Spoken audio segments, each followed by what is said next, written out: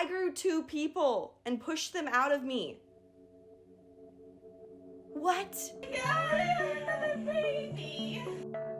It was like a bubble burst. You too. Hi, baby. Sorry, that's all the actions. What the heck?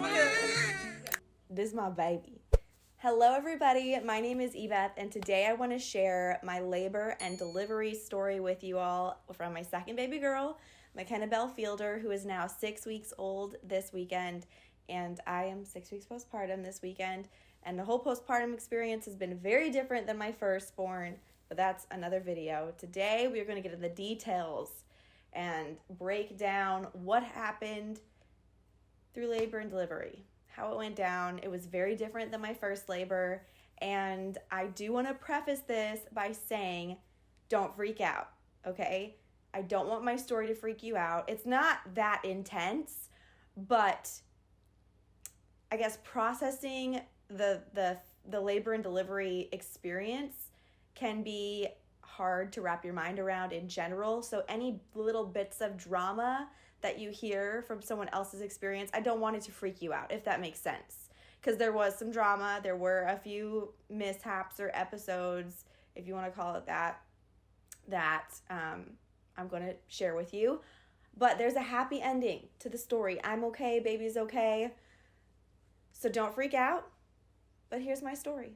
It is Friday, February 5th, and I think it's like 9:30, something like that.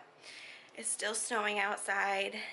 There's like a weather advisory out. My doctor's appointment isn't until 11:45. I've been still having contractions, still feeling a lot of movement, still feeling a lot of stretching. I also had some diarrhea last night, so that's a progressive sign. And last night when I went to bed, I just like gave it to the Lord and I spoke to my body and I said I'm going to have a good night's sleep. Contractions are going to stop, and then tomorrow they're going to start again. And when I go to the doctor, they're going to be like, oh my gosh, you're super dilated, just go to the hospital and have a baby. So that's kind of what I'm believing for, and we'll see what happens. You ready to go to Moti's? I'm ready. Okay. It's my pregnant belly. I went to my 39-week appointment, and that day we dropped Logan off at her grandma's. Logan is my 2-year-old. And I was like, you know what? We should just pack her a bag because I'm about to have this baby. Let's just pack her bag, give it to her grandma. She's staying there because I'm having this baby. So we went to the doctor, and I had been having contractions for a while. If you watched my previous video, I actually went to the hospital a week before because I thought my water broke. Just go watch that. Anyways, so I've been having contractions. They were getting more intense. I felt them in my pelvis. I felt them in my stomach. I felt them around my back, just kind of all over. And it was getting hard to walk. Like I felt like I was growing, expanding, stretching, okay? So when I went to the doctor, they checked me and they said that I was 3 centimeters dilated. So the doctor was super sweet and super nice. I was so excited when she told me I was 3 centimeters. I was disappointed because I wanted her to be like, go to the hospital, you're having this baby now. I'm like, yes. But she didn't say that. She was like, it could very well happen today. But it is my second baby, so they were kind of like, you're more likely to have this baby this weekend. So we went, we ate, we just had a day, and I was like, I want to eat a big hamburger because I'm about to have a baby. Everything, I was like, I'm about to have a baby, so I want to do this. I'm about to have a baby. So I got like a big hamburger. I got like a big slushie because slushies were one of the things I was craving all the time at the end of my pregnancy.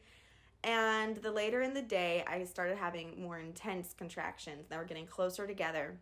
It's 10:24, and I've been laboring on and off all day, but since 10 o'clock, my contractions have been an average of 7 minutes apart. The last 2 are only 4 minutes apart, so this is getting exciting. I kind of just waited it out, and I did different things around the house. I started dancing. And of course the contractions got more intense and closer together. And then I did that for like 30 minutes or so. And then I was like, okay, let me see if they're real. If I lay down, are the contractions gonna keep up? And I laid down for an hour, and they were averaging out about 9 minutes apart, 10 minutes apart. So I laid down for an hour. I took a bath for an hour. I was just doing different things to see if these were real contractions or not, because I was not trying to get sent home from the hospital again, okay? I was not trying to do that again. I said, if I go to the hospital this time, I'm having a baby. You hear me? I'm having this baby. So it got to be about 2 or 3 in the morning. My goodness, it is 2:43. I called my doctor at 2 o'clock and told her my contractions have been consistent for 4 hours, and the last hour they were like average of like 7-8 minutes apart. And she made it sound like, you know, well, you know, we prefer you to be 5 to 3 minutes apart, but you know, get ready and come to the hospital. We'll check you out. You were 3 centimeters dilated. Can y'all hear AnJolo snoring? I told him to go to sleep. He's asleep out on the couch. So since she was like, you know, come in, take your time, we'll check you. Sounds like things are getting started. I decided to just try to lay down again, try to sleep, and my contractions have been really intense, like, so I can't even fall asleep. I'll sleep in between the contractions, kind of, like I'll doze off, but like where I'm losing breath, like I'm like it takes my breath away almost, and I'm breathing through and moaning through the contractions, but I think I am gonna go to the hospital. So we went to the hospital. I couldn't walk very well. That's how much I was hurting. So when I got to triage, they hooked up the monitor and saw that I was in fact having contractions consistently. So they decided to check me sooner than normal. And when she did check me, of course, I laughed uncontrollably. If you don't know what I'm referring to, I talked about it in the other video. But I started laughing and singing and doing all of the awkward things. And the nurse from the weekend before that was there, right, like popped her head. She's like, I recognize that voice. When the nurse checked me, she said that I was about 5 centimeters dilated and my water was bulging, which is why I was having such a hard time walking. So she's like, well, it looks like you're having a baby. We're checking you in. So I was so excited. So they hooked up the IV to me, which the IV was very difficult. Again, my first labor experience, that hurt really bad getting the IV because my veins and arms are so small. So apparently it's really hard to get the IV right in there. So I think it took her 2 times, 3 times maybe. I think she did it twice, but she didn't like bust a vein like last time. Ooh, that hurt last time when she like busted a vein. But I was bruised pretty bad, but I did it. I didn't cry. You know, we handled it. And then she asked me if I wanted an epidural, what was my labor plan. And I said, yes, I would like an epidural since I'm 5 centimeters. Let's just do it whenever, like as soon as we can.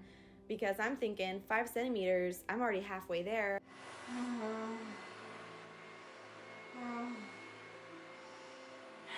What time is it? What time is it? 4:11. 4? 4:11. Got here at like 3. Mm-hmm. They checked me in. They checked me. I was 5 to 6 centimeters. And she said my water bag is bulging, but I'm having a baby. Mm-hmm. So I'm gonna get an epidural. And I already got my IV in, took my blood, did my COVID test, and the contractions are pretty intense, I'd say. But they said that most likely the doctor will come and break my water, and then things will progress really fast. So we can like get the epidural within this hour, and then the doctor will break my water, and then we'll have a baby. And that's it. Oh, and they had to do my COVID test as well. They took my COVID test at triage. And if it came back negative, then I could remove my mask in labor and delivery room, which it did. But AnJolo had to wear his mask the whole time, just FYI. So we were there, we got checked in, we're in our room, and I'm laying down. I had the crazy shakes already. I was trying to steady my breathing. I was having a hard time doing that. And I was laying down on my side. I think I got my epidural first. I don't remember. I'm pretty sure I got my epidural first. Anyways, my water broke. My water just broke. I thought the doctor was gonna have to break it, but it broke. It's 5:14, and I felt it was like a bubble burst. And it was pressure, and I felt like it was a contraction, but then it was like, and now it's all over me, and it's still coming out right now. That means it's 5:14.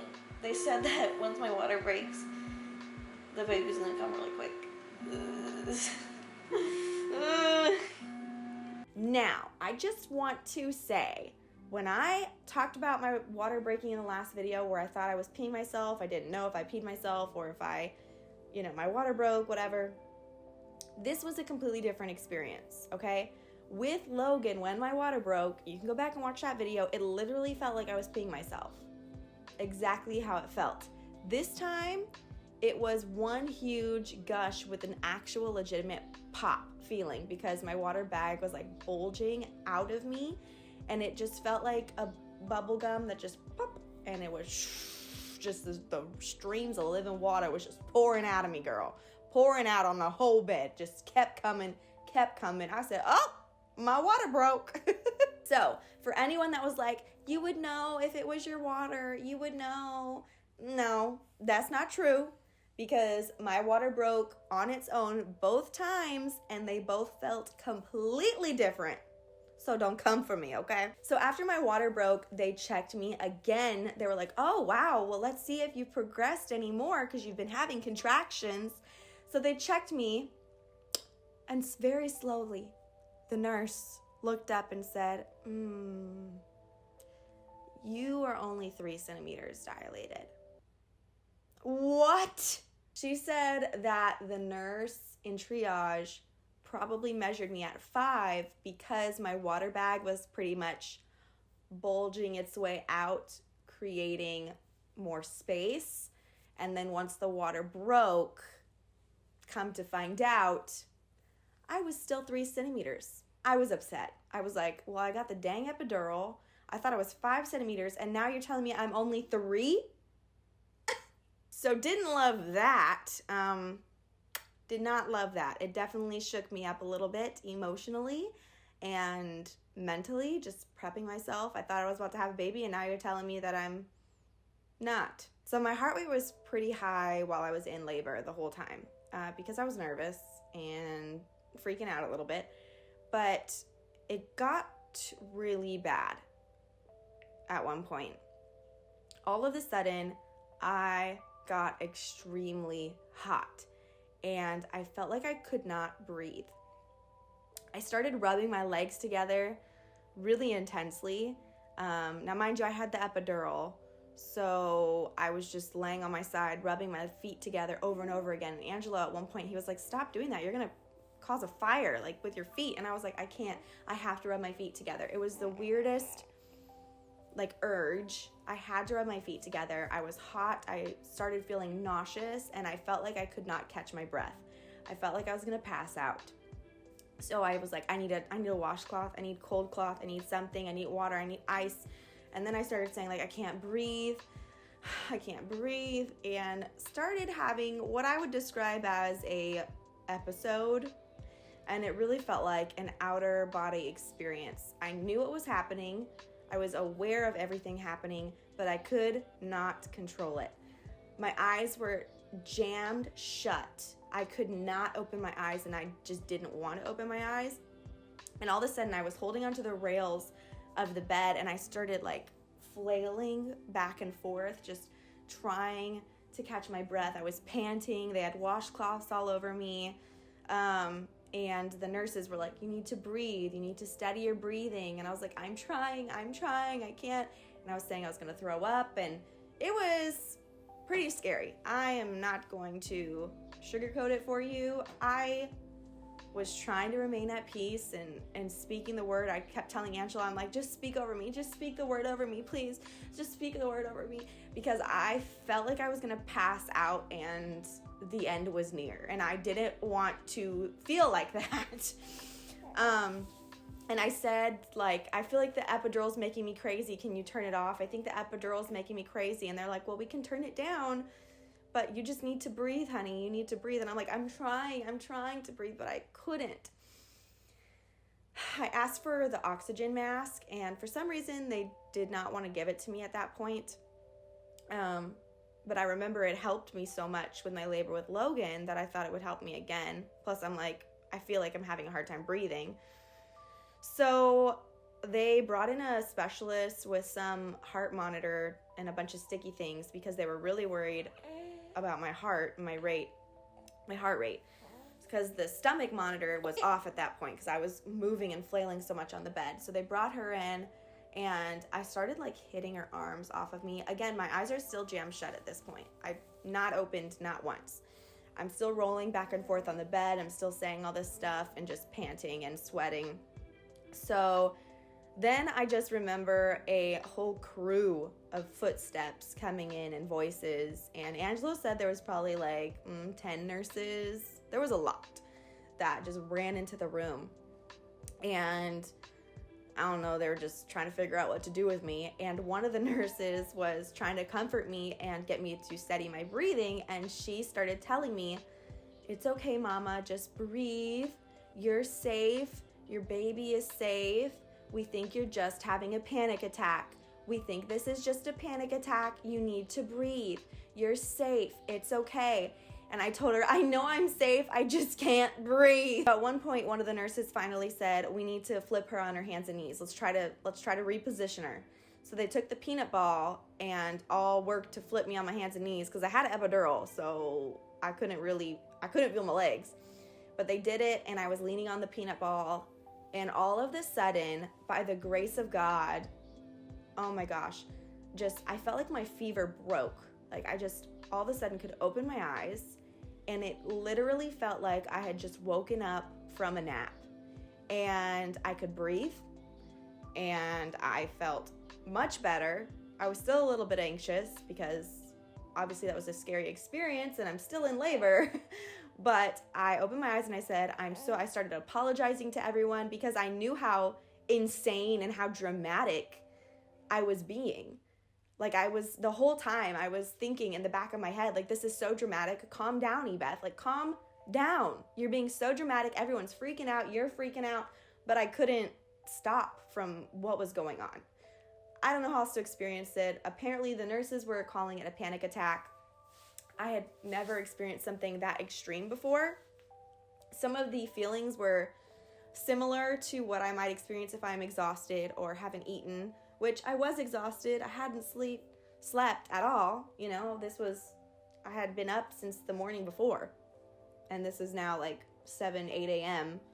the next day. So I am exhausted, I am hungry, and I am about to push out a baby. So I think it was just a combination of all those things, my body going into shock.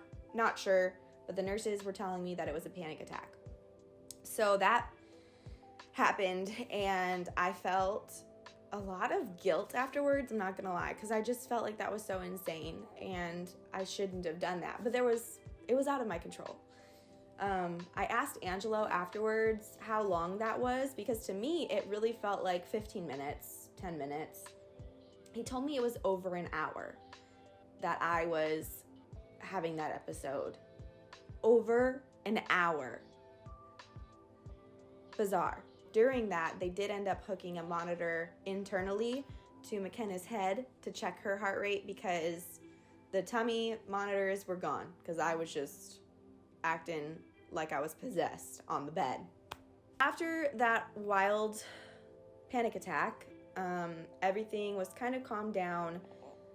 They did give me some Pitocin sometime in my labor, and they did end up putting fluids back into me because my water had broke, and I don't know the reasoning why, but they wanted to put fluids around McKenna, so they gave me more fluids. I drank so much water. The nurse told me afterwards she couldn't believe how much water I was drinking. I needed ice and water the whole time. I just was throwing them back, okay? So at this point, it is the afternoon, and the doctor comes in, checks me, and says, you're at 9.5 centimeters. We're gonna get ready to push and have this baby. Oh, I'm so excited, but I'm starting to feel like I can't breathe again, and I was trying to just maintain my composure and not have another panic attack. And then literally minutes after she says we're gonna get ready to push, McKenna's heart rate plummeted. And she said, I hate to say it, but I think we need to get ready for an emergency C-section. And I hollered. I was like, no, please. I can do it. Please, no, please. Because I had come so far. I had got an epidural. I went through all of that. And I'm at 9.5 centimeters. For you to say push, no, just kidding, emergency C-section. And obviously, I'm not opposed to that happening if it was necessary. But it was just so disappointing to hear that I had gone through all of that to now potentially have to get a C-section. So, she said, all right, you're gonna have to breathe. I need you to maintain your breathing, Ebeth, because that baby needs that oxygen. And I said, okay, I can do it, I can do it. So she gave me a few minutes to watch the heart rate of McKenna to see what would happen. So I started breathing, and this other nurse came in, and I'm telling you, it was just the Lord's grace. Whew, because any other time the nurses were like trying to tell me how to breathe, I was irritated, I'm not gonna lie, because I'm like, I know how to freaking breathe. I know how to breathe. I don't need you to tell me how to breathe. I just can't breathe right now. But when this nurse was explaining it to me, and she was very calm, very nurturing, for some reason I was receptive of it. And I'm very grateful for that. They did at that point give me oxygen, which I was grateful for. And McKenna's heart rate was back up, and she said, okay, we're gonna push. Oh, when she said that, I was so grateful. So then at that point, there were a lot of doctors and nurses in there. There was actually 2 doctors and a handful of nurses, which isn't normal, but it's because they were prepping for emergency C-section as well. I think that's why there was more people in there. But AnJolo had one leg, a nurse had another leg. I had 2 doctors down there, and then of course the other nurse waiting for the baby to come out. And then we were pushing. My heartburn was at an all-time high. They gave me medicine earlier on in labor, I forgot to mention. They gave me some medicine that tasted like apple cider vinegar. It was terrible for heartburn, because I was having a lot of heartburn through labor, which was super uncomfortable and also causing me to feel like I couldn't breathe properly. But during pushing, it was at an all-time high. That heartburn skyrocketed, and I felt like this big bulging ball of fire in my throat and chest, and I got really nauseous, and I felt like I was gonna throw up. But of course, they're like, it's time to push. Now, when you push, if you never had a baby before, you take a deep breath in, and then during the contraction, you hold your breath and push. But if you've ever tried to hold your breath when you've had to burp, it's not easy. And I was pounding my chest because I just was like, I need to burp. And they're like, you're gonna bruise yourself, honey. I'm like, no, I just need to burp. I need to burp. So while I was pushing, I did feel very nauseous and did say thought I was gonna throw up. So they had like a bag ready. Didn't throw up. I did get a few burps out, and I threw up a little bit in my mouth, but I didn't have an actual, moment of that. And miraculously, McKenna came out in, the doctor said, like 4 sets of pushes, and it was about 10 minutes. Thank you. You too. I know. Hi, baby. Sorry, miss all the action. I was there with one action. Yeah, she was. Had a lot of All right, come on, we're going now, right? We're gonna show you what it's about. Oh my God, another baby. You did so good. Did I tear a lot? A little bit, not a lot. No, good job. Perfect. Do you want to be skin with her? Take her over. She's positive.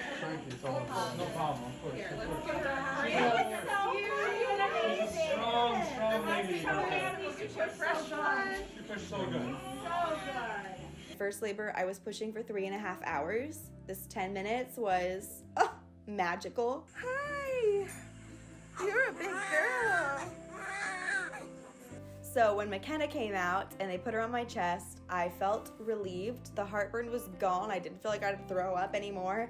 And I told the doctor, I feel so much better now. I feel so much better. I bet you do. What do you want to eat? She said, I bet you do. Like, obviously, you just had an 8-pound baby and the big old placenta come out of you. You feel better, I'm sure. Oh my gosh. What the heck? The doctor did want to check my heart rate right after labor to see if it dramatically changed, because she was like, if your heart rate is still high, you might need to go see a specialist. But after I had that baby, my heart rate was good. Like, honestly, I am fine. I am healthy and strong, thank God. My heart rate was high because my body was going through something extreme. Well done. Well done.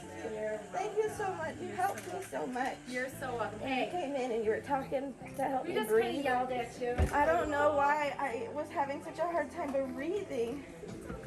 It was scary. It's overwhelming. It takes over your whole body. You did awesome. Hi. Hi, you see her, Daddy? You see her face? Hi. Hi, pretty girl. She's getting nice and juicy. Her skin is still very sensitive, but she's so cutie and sweet, and she's starting to coo and respond, and oh my goodness, we love her so much. Thank you guys so much for watching my story. I really hope that it didn't freak you out. Obviously, like I said, there is a happy ending to this story, even in the midst of the drama. And I just want to pray for you if you are expecting a baby or you're believing God for a baby, to be pregnant. I just want to speak peace over your life in the name of Jesus. I pray for all of these expecting mamas. Lord God, that you will just comfort them in knowing that you have them in the palm of your hands, Lord, and that all will be well through labor, through delivery, through pregnancy, through trying to conceive, God, that you will just give them wisdom, peace, and surround them with people that will lift them up and speak words of life into their heart and mind, in Jesus' name. Whew, man, guys, being a mom is wild, and every time I look at my girls, I'm very emotional. Postpartum is real, okay?